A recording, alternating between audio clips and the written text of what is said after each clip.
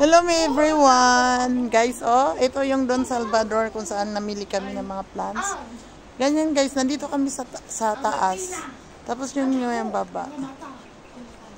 Yan, may rice terraces din sila. Ang nice. Ayan, i-up close ko ha, para mas clear. Tapos ang ganda.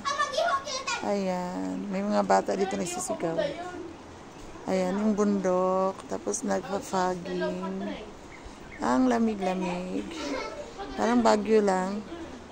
Ayan, nicer. Tapos yan. Tapos ito sa baba.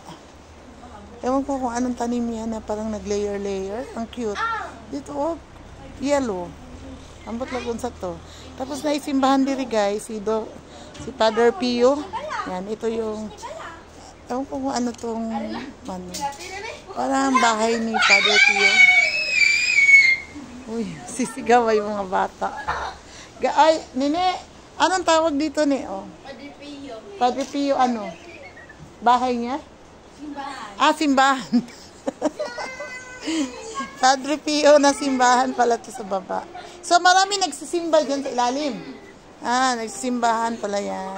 Tapos meron silang mga santo. Ayan na nasaan. Kita nyo naman guys. Napaka-nice. Tapos wow. Napalibutan sila ng mountain. Kaya lamig dito. Tapos dun sa taas nagpa-fogging.